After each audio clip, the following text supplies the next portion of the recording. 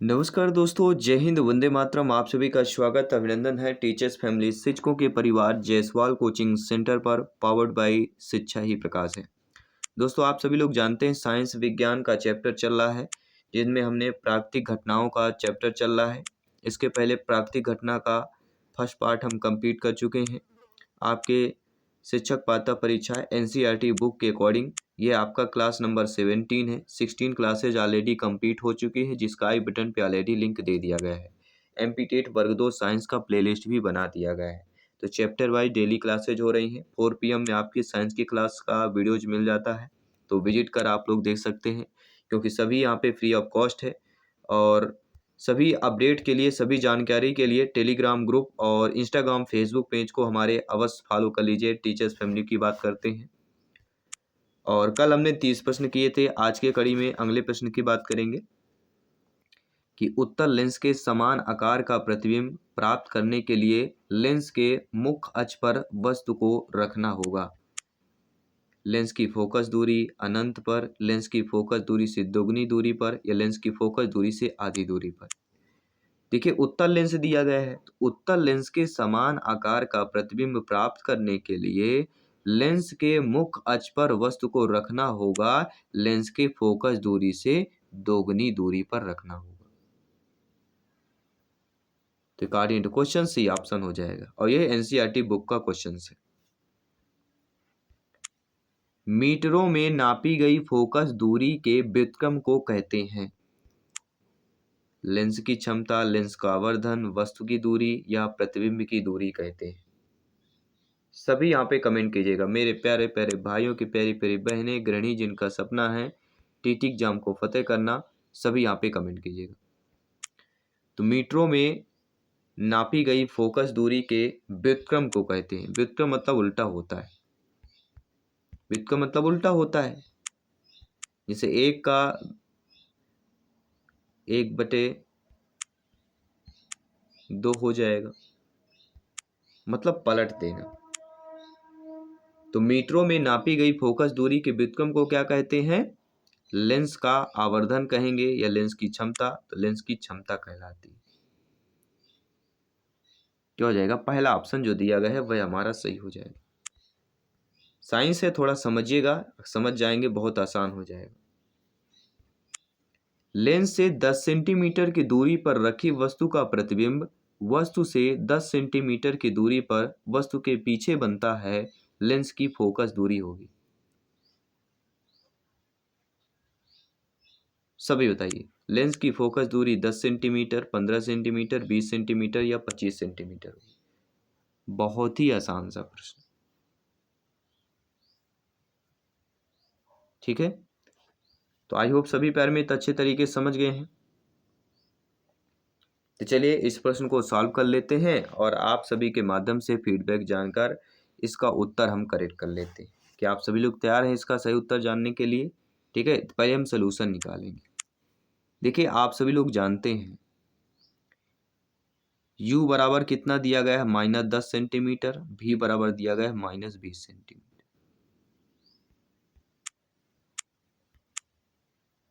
तो 1/f बराबर 1/v into 1 - u, ये फार्मूला होता है। तो -1/20 प्लस 1/10, क्योंकि माइनस माइनस से प्लस हो जाएगा। टोटल हमारा क्या 1/20 निकल आएगा। तो 1/f बराबर 1/20। तो f बराबर कितना आ जाएगा? 20 आ जाएगा। तो सी ऑप्शन यहाँ पे सही हो जाएगा। तो सारी चीजें आपकी क्लियर हो गई। इसके बाद बात करते हैं अगले प्रश्न की। निम्न में से सही कथन है। उत्तल लेंस कभी सीधा तथा कभी जो है उल्टा प्रतिबिंब बनता है। अवतल लेंस से सदैव आभासी सीधा तथा छोटा प्रतिबिंब बनता है। अवतल लेंस द्वारा प्रतिबिंब सदैव लेंस व फोकस दूरी के बीच बनता है। तो कौन सा ऑप्शन यहाँ पे सही हो जाएगा? सही कथन का चयन करना है, फीडबैक करना है। सभी बताइए और फीडबैक कीजिए।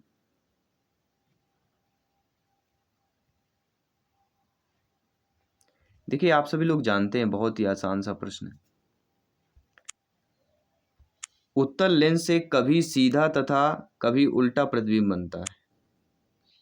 अवतल लेंस से सदैव आभासी, सीधा तथा छोटा प्रतिबिंब बनता है। अवतल लेंस द्वारा बना प्रतिबिंब सदैव लेंस तथा फोकस के बीच बनता है, यह उपरोक्त सभी।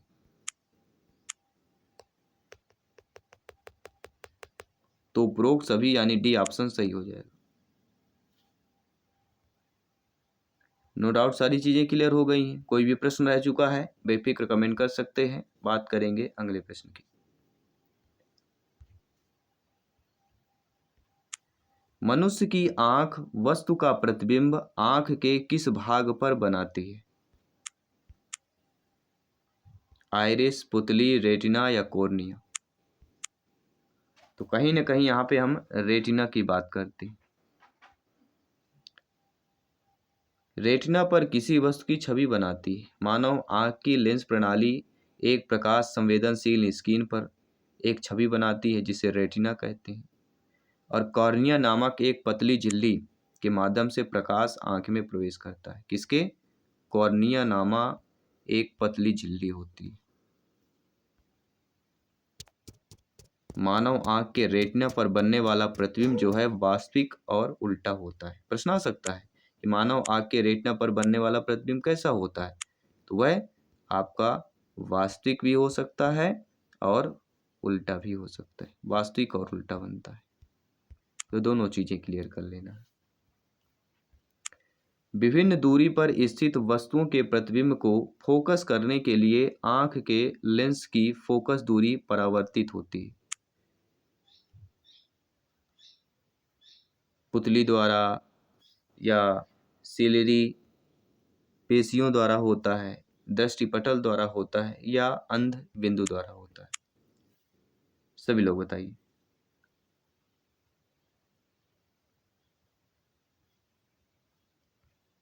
किसके द्वारा हो जाएगा? राइट ऑप्शन यहाँ पे हमें बताना।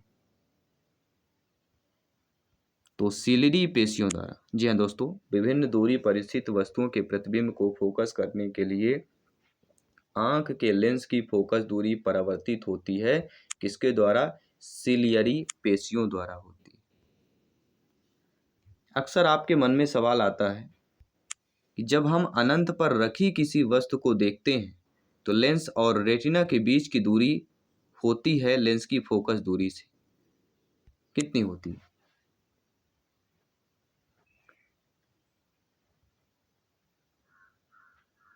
सही बताइए। राइट ऑप्शन आ चुका है। और जब हम अनंत पर रखी किसी वस्तु को देखते हैं तो लेंस और रेटिना के बीच की दूरी जो होती है लेंस की फोकस दूरी के बराबर होती है। अगला प्रश्न है, कोण जो कोई वस्तु हमारी आंख पर बनाती है कहलाता है?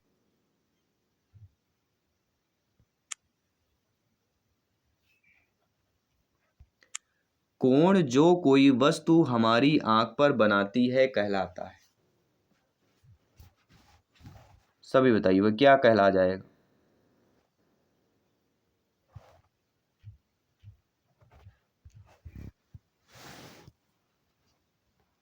बहुत ही बेहतरीन प्रश्न है और एनसीईआरटी बेस्ड क्वेश्चन है। क्या वह समकोण कहलाता है, दर्शन कोण, क्रांतिक कोण या इनमें से कोई नहीं? तो वह कहलाता है दोस्तों आपका दर्शन कोण। क्या हो जाएगा? दर्शन कोण की बात कर रहे हैं। तो नो डाउट सारी चीजें आपकी क्लियर हो रही हैं धीरे धीरे, और क्लियर होना भी बहुत जरूरी है क्योंकि किसी वस्तु द्वारा आंख पर बनाया गया कोण जो होता है वह दर्शन कोण कहलाता है।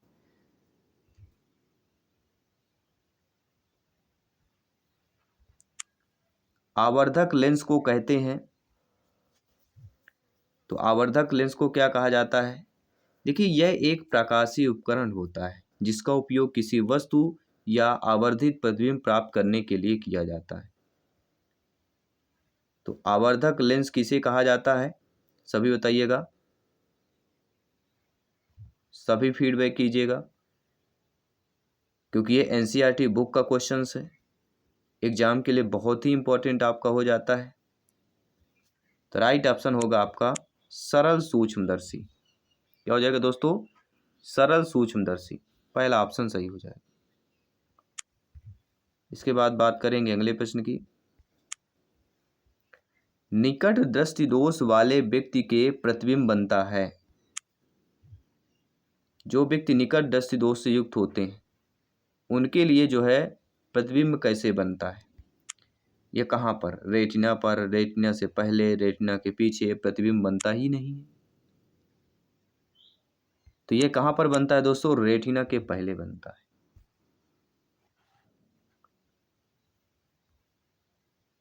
आई होप सभी लोग समझ गए हैं। बढ़ते हैं अगले प्रश्न की तरफ। अगला प्रश्न आपके बहुत ही अच्छा पूछा गया है कि संयुक्त सूक्ष्मदर्शी में आवर्धन क्षमता अधिक होती है जबकि नेत्रिका की फोकस दूरी होती है कम, अधिक होती है, अभिदर्शक फोकस दूरी के बराबर होती है या शून्य होती है?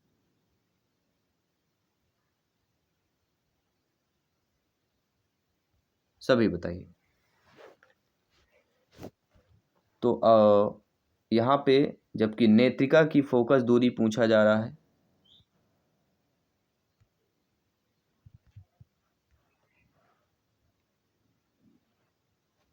चार ऑप्शंस दिए गए हैं।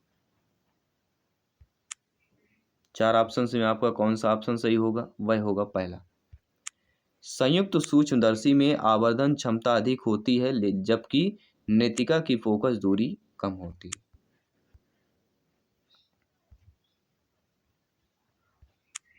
एक सूक्ष्मदर्शी की नलिका की लंबाई 15 सेंटीमीटर है तथा अभिदर्शक लेंस की फोकस दूरी 5 सेंटीमीटर है। यदि आवर्धन क्षमता 375 है तो नेत्रिका लेंस की फोकस दूरी होगी।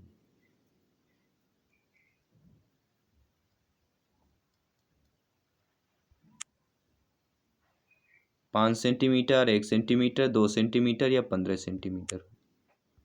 थोड़ा प्रश्न बड़ा है और साइंस में इसी तरह के प्रश्न आएंगे। तो हमारा राइट ऑप्शन होगा 0.2 सेंटीमीटर।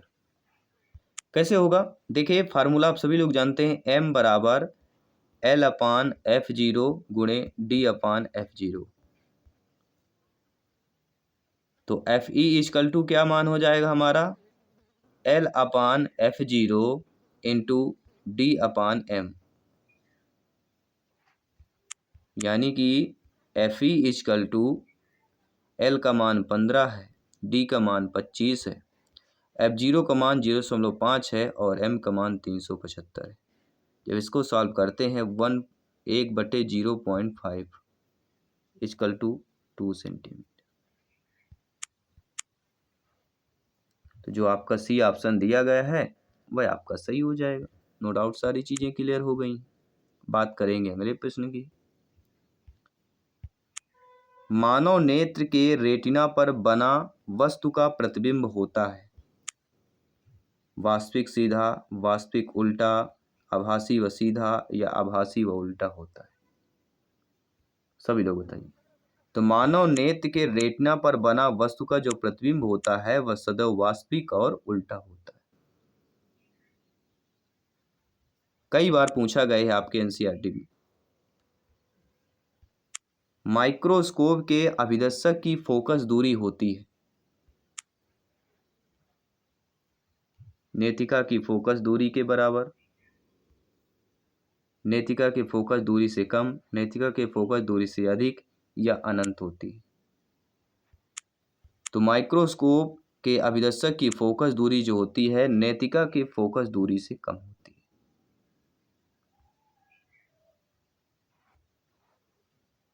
तो आई होप सारी चीजें समझ में आ गई हैं। आइए बात करते हैं अगले प्रश्न की तरफ चलते हैं। इसके बाद अगला चैप्टर आएगा वस्तुएं कैसे काम करती हैं, चुंबक, विद्युत धाराएं, ये आ गए। उन चैप्टर की भी बात करेंगे। पहले आज इस चैप्टर को कंप्लीट करते हैं।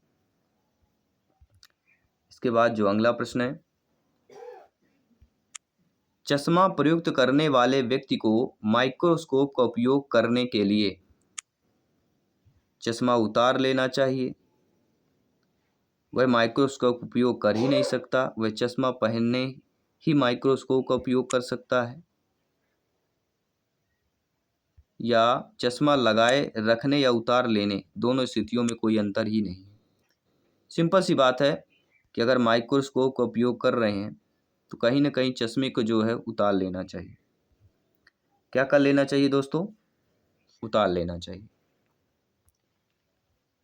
तो नो डाउट सारी चीज़ें क्लियर हो चुकी हैं। पहले अगले प्रश्न की बात करेंगे। एक दूरदृष्टि वाला व्यक्ति चश्मा खो जाने पर कागज के बने छोटे से छेद से पढ़ लेता है, इसका कारण क्या है? जी हाँ दोस्तों, कोई व्यक्ति दूरदृष्टि वाला व्यक्ति है और चश्मा अगर उसका खो जाता है तो वह कागज के एक छोटा सा छेद होगा, उससे वह पढ़ लेता है। इसका कारण क्या है? इसका कारण यह है कि छिद्रयुक्त कागज से वस्तु का प्रतिबिंब कम दूरी पर बन जाता है। ट्राई कीजिएगा, छिद्रयुक्त अगर कोई कागज होगा उसमें वस्तु का जो प्रतिबिंब होता है वह कम दूरी पर ही बन जाता है। इससे दूरदृष्टि वाला व्यक्ति चश्मा खो जाने से ये सारी चीजें करने पर वो आसानी से पढ़ सकता है, देख सकता है। अगले प्रश्न की बात करेंगे। पत्थर का एक टुकड़ा पानी में गिरता है, इससे पानी में उत्पन्न अनुप्रस्थ तरंग की आवृत्ति 40 हर्ट्ज है। यदि तरंग दैर्घ्य 0.5 मीटर हो तो कंपन का वेग है। तो कंपन का हमें वेग निकालना है, सिंपल सी बात है। और आवृत्ति ऑलरेडी दी गई है, 40 हर्ट्ज दिया गया है, तरंग दैर्घ्य भी आपका दिया गया है, दोनों चीज़ें आपकी दी गई हैं, दोनों चीज़ों में हमें निकाल लेना है। पत्थर का एक टुकड़ा पानी में गिरता है, इससे पानी में उत्पन्न अनुप्रस्थ तरंग की आवृत्ति 40 हर्ट्ज है। यदि तरंग दैर्घ्य 0.5 मीटर है तो कंपन का वेग है।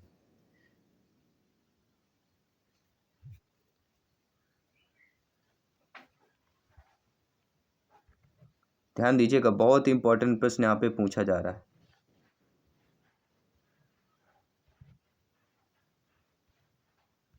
तो राइट ऑप्शन आ चुका है और वह हो जाएगा 20 मीटर प्रति सेकंड।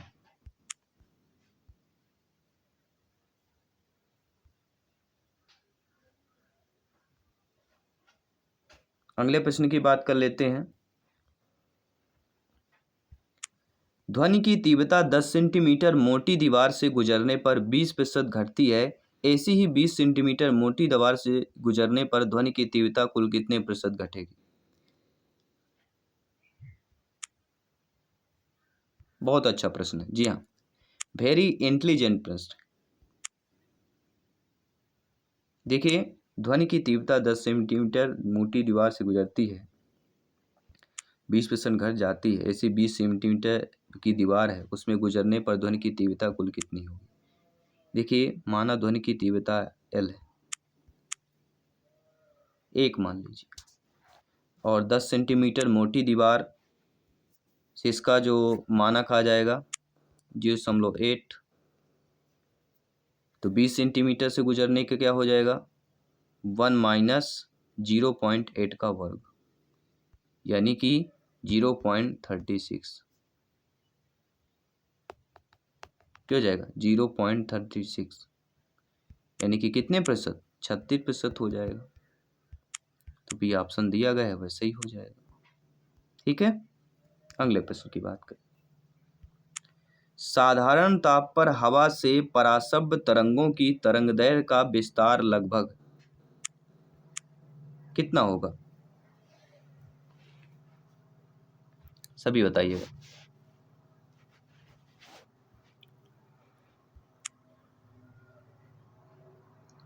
साधारण ताप पर हवा से परासव्य तरंगों की तरंगदैर्घ्य का विस्तार लगभग है।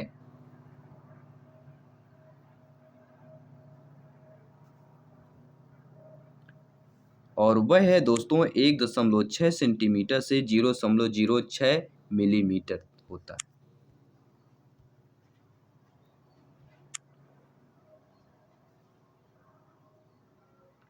अगले प्रश्न देखते हैं। एक कंपित वस्तु 1 सेकंड में 240 कंपन करती है। वायु में ध्वनि की चाल 320 मीटर प्रति सेकंड है। कंपित वस्तु के द्वारा किए गए 15 कंपनों में वायु में ध्वनि कितनी दूरी जाएगी? बहुत ही अच्छा प्रश्न और बहुत ही अच्छा आप लोगों का फीडबैक भी मिलेगा, आई होप। देखिए 240 कंपनों में लिया गया समय 1 सेकंड दिया गया है, तो एक कंपन में लिया गया समय बराबर आवर्तकाल टी बराबर क्या हो जाएगा, 1/240 हो जाएगा। तो 15 कंपनों में लिया गया समय मतलब 15 टी हो जाएगा, मतलब 15 गुणे 1/240 हो जाएगा, मतलब 1/16 सेकंड हो जाएगा। ठीक है, तो ध्वनि द्वारा इस समय में तय की गई दूरी बराबर ध्वनि का वेग गुणे समय होता है। तो ध्वनि का वेग 320 गुणे समय, सॉरी 320 है, गुणे समय 1/16 निकाला है हमने, इसको सॉल्व कर लीजिए। 16 दूनी 32, 20 आ जाएगा। यानी कि एक कंपित वस्तु 1 सेकंड में 240 अगर कंपन करती है तो वायु में ध्वनि की चाल 320 सेंटीमीटर प्रति सेकंड है। तो कंपित वस्तु के द्वारा किए गए 15 कंपनों में वायु में ध्वनि कितनी दूरी जाएगी, वह 20 मीटर की दूरी पर जाएगी।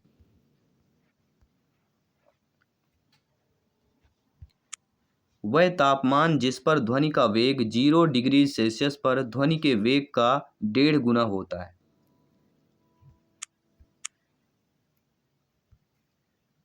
एक 136, 50, 341.25 या इनमें से कोई नहीं। तो राइट ऑप्शन होगा 341.25, क्योंकि ध्वनि का वेग ताप के वर्गमूल के समानुपाती होता है, अर्थात v1 v2 equal to under root t1 t2, यानी कि v0 upon 1.5 v0 equal to under root 0 plus 273/t2, या इसे कह सकते 2/3, यानी कि 2/3 बराबर अंडर रूट 273/t2, या 273 t2 बराबर क्या आ जाएगा, 4/9 आ जाएगा। एक तरफ अंडर रूट घटेगा तो दूसरी तरफ वर्ग होगा, तो यहाँ से हमारी टी की वैल्यू क्या हो जाएगी, यानी 273/t2 बराबर ये मान आया है 4/9। तो T2 की वैल्यू हमारी क्या हो जाएगी, T2 को वैल्यू हमारी हो जाएगी 9 गुणे 273/4, यानी कि 614.25। और डिग्री सेल्सियस में ताप है, इसलिए यहाँ पे 41,425 माइनस 273 कर देंगे। ठीक है, तो 314.25 डिग्री सेल्सियस में आ जाएगा। ठीक है, डिग्री सेल्सियस में करना है तो हमारा यह 273 में माइनस कर लेंगे, तो 341 जो दिया गया है बिल्कुल सही दिया गया है। इसके बाद बात करेंगे अगले प्रश्न की। जमीन पर एक व्यक्ति एक जेट विमान को अपने सिर के ठीक ऊपर देखता है। जब विमान ऊर्ध्वाधर के साथ 30 डिग्री का कोण व्यक्ति की आंख पर बनाता है तब ध्वनि सुनाई देती है। यदि ध्वनि का वेग भी हो तो जेट विमान का वेग होगा। अब देखिए, जब इस प्रकार के प्रश्न आप पढ़े होंगे ना तभी आप लोग दे पाएंगे, ये भी ध्यान देने बात थी। जब ये क्वेश्चन आप पढ़े होंगे तभी संख्याएं चेंज कर सकता है, लेकिन फार्मूला तो आपका वही रहेगा। ठीक है, फार्मूला क्या रहेगा, ध्यान दीजिए, फार्मूले को ध्यान दीजिए। बाकी तो आंसर आप सभी लोग जानते हैं, सी ऑप्शन सही होगा, बट कैसे होगा ये भी जानना बहुत जरूरी है।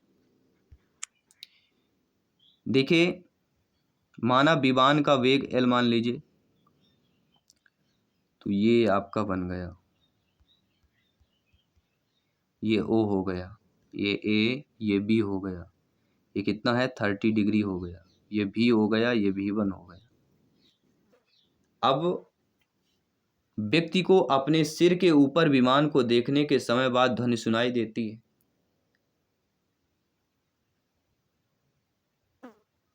यानी कि 10:30 की बात करेंगे, 10:30 हो जाएगा ना कि नहीं होगा, तो 10:30 बराबर मतलब यहाँ पे क्या हो जाएगा, AB बटे ए ओ, ए बी बटे ए ओ हो जाएगा।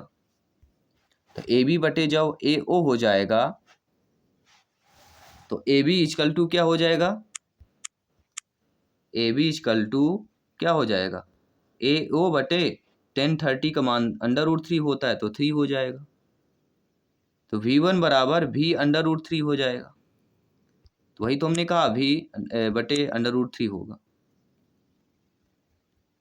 जेट विमान का वेग V1 की वैल्यू पूछी जा रही है, यानी कि जो हमारा ये विमान हो गया, ये हमारा हम यहाँ पे देख रहे हैं वो हम हो गए, ठीक है। ए विमान हो गया, बी तक जाता है, इन तीनों को मिला देते हैं 1030 बनता है, ये V1 है। भी यही पूछा जा रहा है V1, जो विमान का वेग पूछा जा रहा है। विमान तो ऊपर जाएगा, नीचे हम खड़े हैं, ये विमान से वेग पूछा जा रहा है V1 का। तो विमान ध्वनि का वेग अगर भी दिया गया है तो विमान का वेग V/√3 हो जाएगा। ये ध्यान देना आप लोगों। कोई बच्चा किसी शक्तिशाली पटाखे के फटने के 4 सेकंड बाद किसी खड़ी चट्टान के कारण प्रतिध्वनि सुनता है, बच्चे से चट्टान की दूरी होगी। आप सोच भी नहीं सकते हैं, ऐसे ऐसे प्रश्न पूछा जाएगा, हवा टाइट हो जाएगी।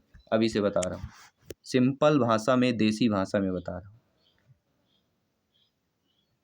इसलिए कहता हूँ प्रश्न को अच्छे तरीके से देखिए, समझिए। देखिए, ध्वनि की द्वारा चली गई जो कुल दूरी दी गई है 344 गुणे 4, यानी कि 1376 मीटर। और पुनः ध्वनि द्वारा चली गई दूरी बराबर, यानी 2 गुणे बालक से चट्टान की दूरी, यानी कि 1376 बराबर 2 गुणे बालक से चट्टान की दूरी। तो बालक से चट्टान की दूरी बराबर क्या आ जाएगा, 1376 बटे 2 आ जाएगा, यानी 688 मीटर आ जाएगा।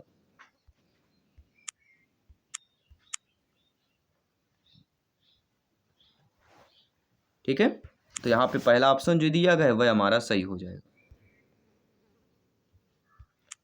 एक कंपित वस्तु 1 सेकंड में 240 कंपन करती है। वायु में ध्वनि की चाल 320 मीटर प्रति सेकंड है। कंपित वस्तु के द्वारा किए गए 15 कंपनों में वायु में ध्वनि कितनी दूरी जाएगी।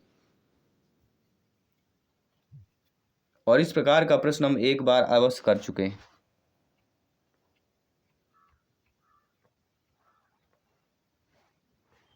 और राइट ऑप्शन भी आ चुका है, क्या वह 320 मीटर है। सभी लोग बताइए, सभी लोग कमेंट कीजिएगा।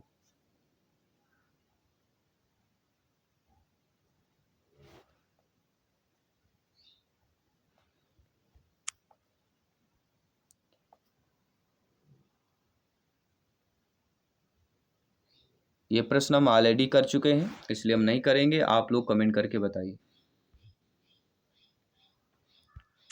वायु में 400 मीटर प्रति सेकंड की चाल से चलती हुई ध्वनि तरंग की लंबाई 80 सेंटीमीटर है। ध्वनि तरंग की आवृत्ति होगी।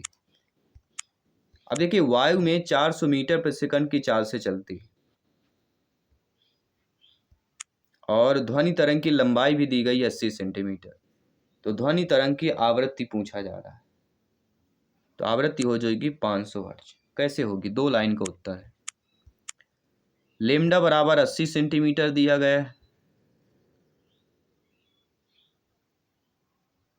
और ध्वनि तरंग की लंबाई दी गई है, 400 गुणे 100 कर लेंगे क्योंकि मीटर प्रति सेकंड में दिया गया है। तो 400 गुणे 100 करेंगे तो 40,000 सेंटीमीटर प्रति सेकंड आएगा, यानी कि V बराबर एन लेमडा आ जाएगा। एन लेमडा मतलब क्या हो गया, एन लेमडा मतलब यही हो गया कि 40,000 बराबर एन गुणे 80 के। तो एन बराबर क्या आ जाएगा, 500। 4000 बटे 80 करेंगे कितना आ जाएगा, 500 हर्ट्ज आ जाएगा। इसके बाद बात करते हैं अगले प्रश्न की। 0 डिग्री सेल्सियस पर बादलों की गड़गड़ाहट रोशनी देखने के 5 सेकंड बाद सुनी गई। यदि तापमान 20 डिग्री होता तो ध्वनि सुनाई देती। बहुत ही इंपॉर्टेंट प्रश्न है। यानी 0 डिग्री सेल्सियस बादलों की गड़गड़ाहट देखने को 5 सेकंड बाद सुनाई देता है, अगर वहाँ का तापमान 0 डिग्री।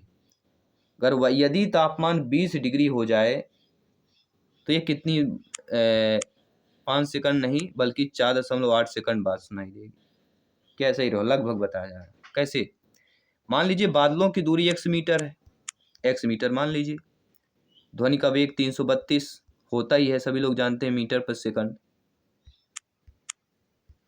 तो बादलों की दूरी जो है यानी x बराबर 332 गुणे 5 यानी 1660 मीटर 5 सेकंड में आएगा। अब 20 डिग्री में निकालना है, तो 20 डिग्री पर ध्वनि सुनने में लगा समय t बराबर कितना हो जाएगा? 1660 बटे 344 बराबर कीजिए कितना आएगा? 4.8 ही आएगा, लगभग 4.8 सेकंड। ठीक है, तो पहला ऑप्शन जो दिया गया वह सही हो जाएगा। वह तापमान जिस पर ध्वनि का वेग 0 डिग्री सेल्सियस पर ध्वनि के वेग से दोगुना होता है। जी हाँ दोस्तों, दोगुने की बात कर रहे हैं, ध्यान दीजिएगा। वह तापमान जिस पर ध्वनि का वेग जो है 0 डिग्री सेल्सियस पर ध्वनि के वेग से दोगुना हो जाता है, और वह दोस्तों 819 डिग्री सेल्सियस। कैसे होगा? थोड़ा लंबा है। मान लीजिए ताप T, ध्वनि का वेग भी 0 डिग्री सेल्सियस पर ध्वनि का वेग V0 कर दीजिए, दोगुना हो जाएगा। तो हम जानते हैं, और हम क्या जानते हैं? बहुत ही सिंपल सी बात है, क्या हम जानते हैं?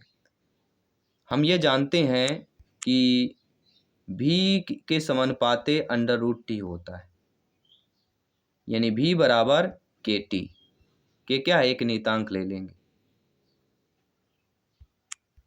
तो V upon V0 equal to √T upon T0। V बराबर 2u0 दिए गए, यहाँ V बराबर 2v0 कर लीजिए, क्योंकि दोगुने की बात करेंगे, अर्थात V अपान V0 बराबर 2 आ जाएगा। आ जाएगा कि नहीं आ जाएगा?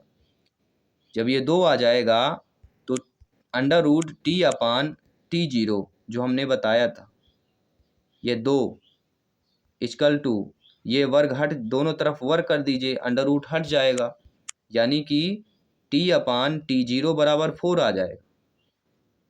तो T बराबर क्या आ जाएगा? 4 गुणे T0।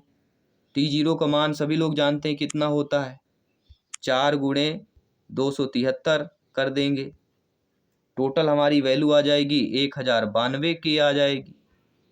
तो अब इष्ट ताप कितना हो जाएगा? डिग्री सेल्सियस में निकालना है कि नहीं निकालना है? तो 1092 में क्या करेंगे? -273 कर देंगे, तो ये हमारा डिग्री सेल्सियस में आ जाएगा, यानी कि 819 डिग्री सेल्सियस।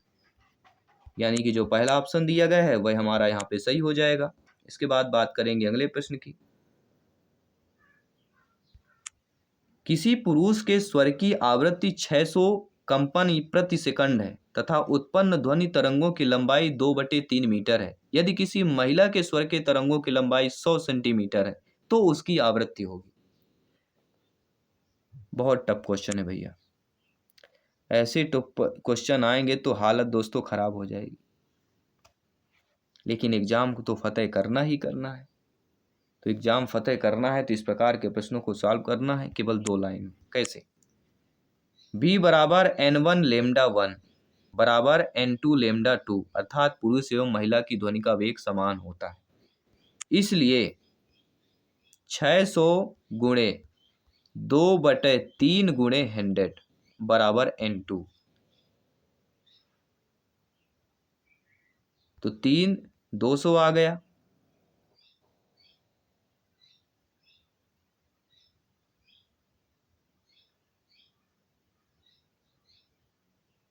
यानी N2 का हमारा कंपन कितना जाएगा?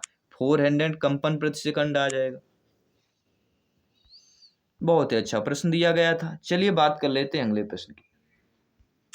2 डंबल के जोड़े को जब एक दूसरे से टकराते हैं तो उत्पन्न ध्वनि होती है। गोली होती है, वृत्तीय होती है, बेलनाकार होती है, समतल होती है। तो जब डंबल के जोड़े को जब एक दूसरे को टकराते, डंबल कैसे होते हैं? गोल होते हैं, तो उनकी ध्वनि भी कैसी हो गई? गोलाकार हो जाएगी। तो यहाँ पे पहला ऑप्शन जो दिया गया सही हो जाएगा। और इस क्लास का, इस चैप्टर का अंतिम प्रश्न है कि एक पत्थर 80 मीटर गहरे कुएं में गिराया जाता है। पानी टकराने पर उत्पन्न ध्वनि 4.24 सेकंड बाद सुनी ध्वनि का वेग हो। जी हाँ, 80 मीटर, एक पत्थर को 80 मीटर गहरे कुएं में फेंका जाता है या गिराया जाता है,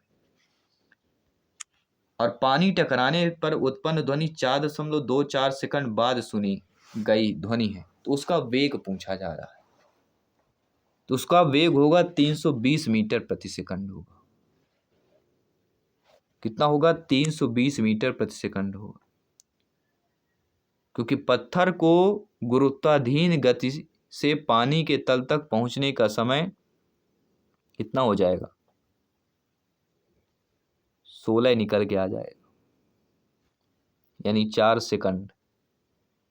अब पत्थर के पानी से टकराने पर उत्पन्न ध्वनि को पानी के तल से कुएं के मुंह तक पहुंचने में लगा समय जो होगा वह T2 बराबर कितना आ जाएगा?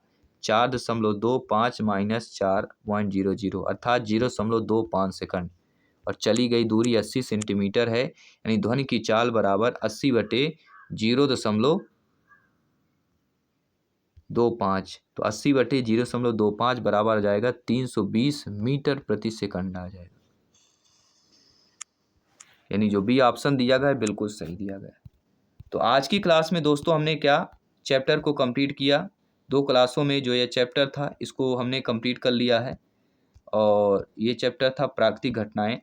कल हम नए चैप्टर लेकर आएंगे। एग्ज़ाम जल्दी नज़दीक हो रहे हैं, डेट भी आ चुकी है, एडमिट कार्ड जल्द आएगा। आपको नोटिफिकेशन यूट्यूब चैनल की तरफ से, इंस्टाग्राम फेसबुक से अवश्य जुड़िए ताकि लेटेस्ट अपडेट आपको मिल जाए। लिंक आपको डिस्क्रिप्शन बॉक्स में मिल जाएगा। मैं आपके साथ जयसवाल सर मिलता हूँ आपके इंग्लिश क्लास पर। सभी मित्रों को जय हिंद, वंदे मातरम। धन्यवाद सभी का।